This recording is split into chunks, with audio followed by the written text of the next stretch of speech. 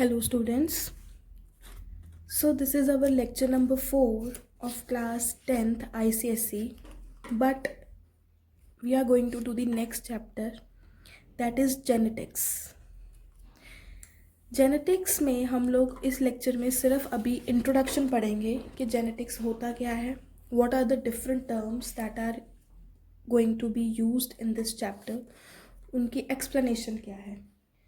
So we are just going to have a small introduction of this chapter in this lecture so that जब हम लोग आगे proceed करें तो आप लोगों को बहुत अच्छे से पता हो कि इस चैप्टर में हम लोगों ने पढ़ना क्या है. ठीक है. So what is genetics? Genetics में हम लोग क्या करते हैं? We study about chromosomes. We study about chromosomes, how the characters are transferred,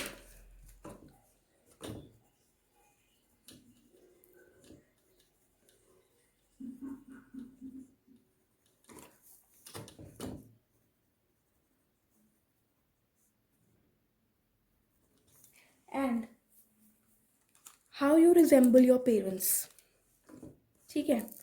तो इसमें हम लोग पढ़ेंगे what are chromosomes and how the characters they are transferred from the parents to the offsprings. ठीक है. तो जेनेटिक्स का सबसे पहले जो स्टडी करी थी जेनेटिक्स के बारे में, that was Grigor Mendel. Gregor Mendel. He is also known as the father of genetics.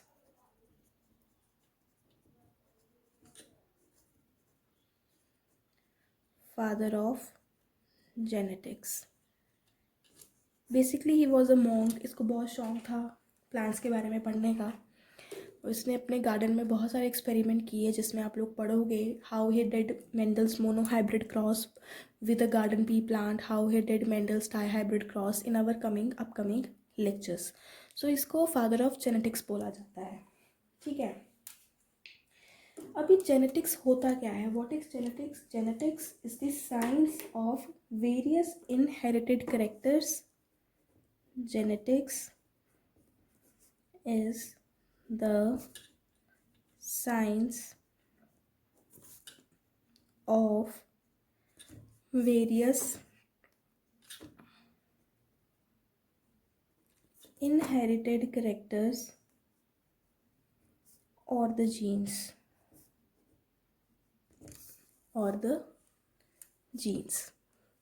ठीक है. So science of various inherited characters. inherited character का मतलब क्या होता है ये हम लोग आगे डेफिनेशन में पढ़ेंगे. और जीन्स तो आपको पता ही है. ठीक है. उसके बाद हमारे पास जो नेक्स्ट डेफिनेशन आती है दैट इज़ हेरिडिटी. क्या होता है? What is heredity? हम लोग बहुत सुनते हैं कि मैंने अपने पेरेंट्स से ये वाला करेक्टर हेरिडिटरी है मेरे में, क्योंकि ये मेरे पेरेंट्स से आया है, मेरी मदर से आया है, मेरी फादर से आया है. तो हेरिडिटी का एक्चुअल मतलब क्या होता है? The transfer of characters, the transfer of characteristics from parents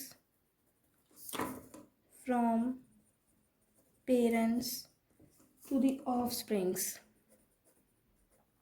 offsprings कौन से होते हैं? जो बच्चे पैदा होते हैं. तो पेरेंट्स से जो बच्चों को करेक्टर ट्रांसफ़र होते हैं उसको हम लोग हेरिडिटी बोलते हैं. तो ये करेक्टर्स कौन कौन से हो सकते हैं? Colour of your eye, colour of your hair, your height, ठीक है, योर बॉडी स्ट्रक्चर, ये सारी चीज़ें. कई बार हम लोग बोलते हैं कि जो मेरी आँखें हैं वो मेरे फादर से या मेरे मदर से मिलती हैं. तो इसका मतलब क्या हुआ कि हमने वो वाला जो करेक्टर है वो अपने फादर या मदर से लिया है. Colour of eye, your skin, hair and etcetera. Clear?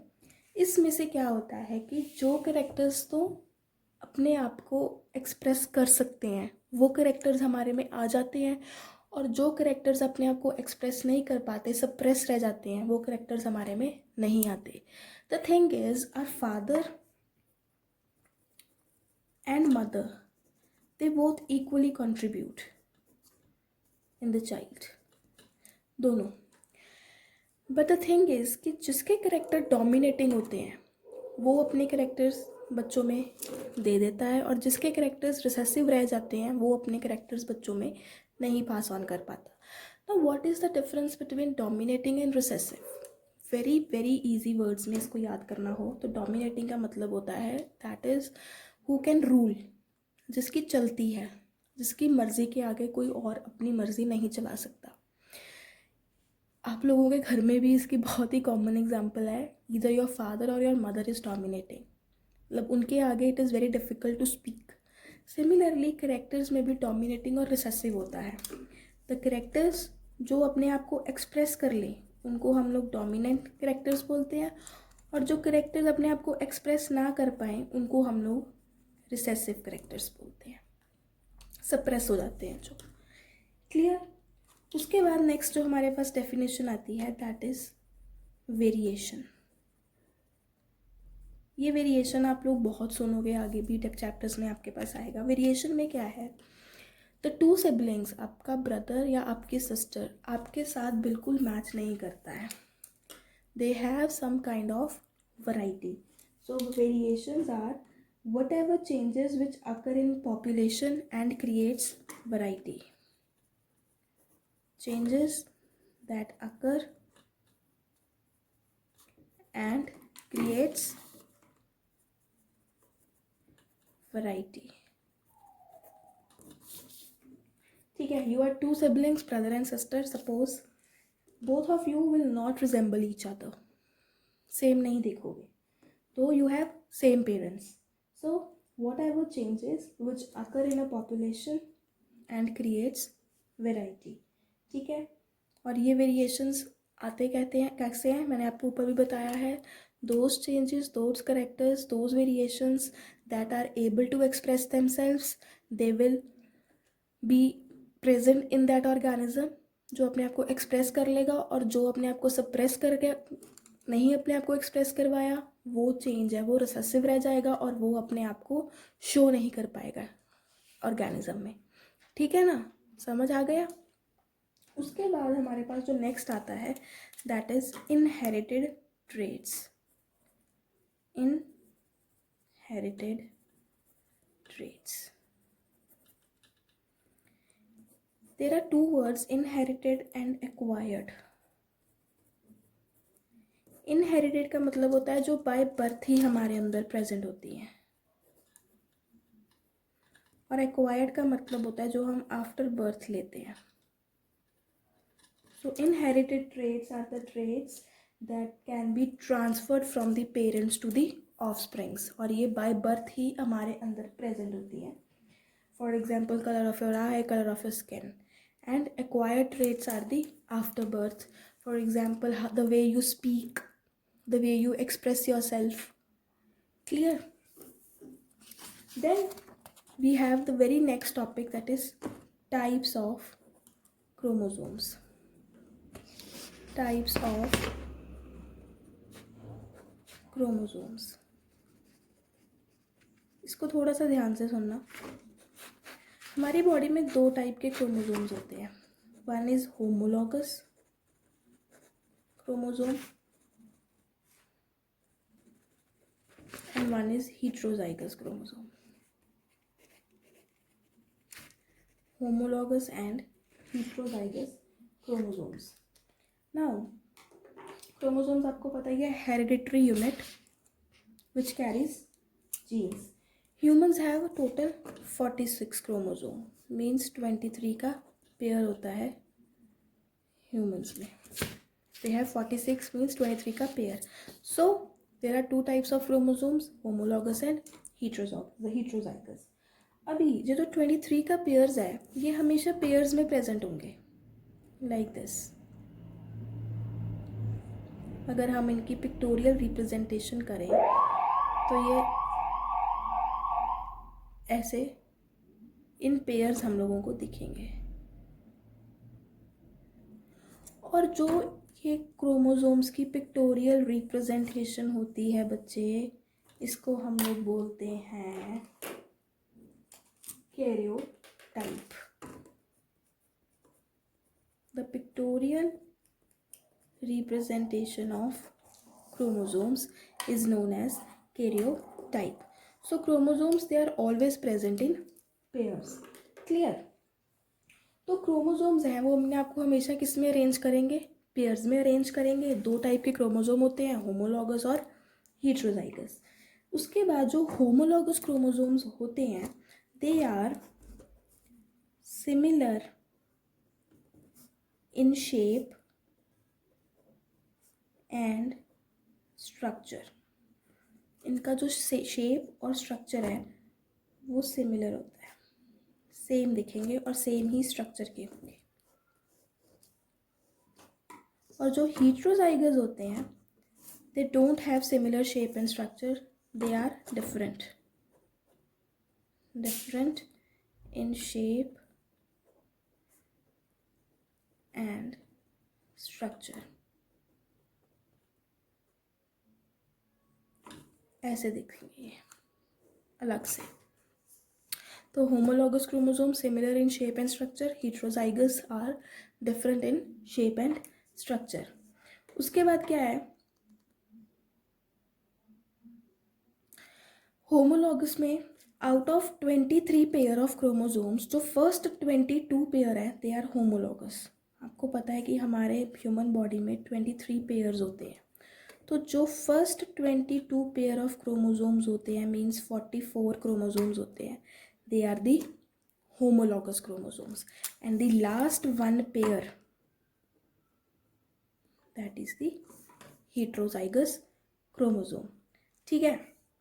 और इन क्रोमोसोम्स को जो होमोलॉगस होते हैं, इसको हम लोग ऑटोसोम्स भी बोलते हैं. और इफ़ यू पीपल रिमेंबर, हम लोगों ने पढ़ा था जो ये वाले क्रोमोसोम्स होते हैं, they are occurring from the head to toe cells. समझ आया? और ये वाले जो क्रोमोसोम्स है, one pair, these are the sex chromosomes.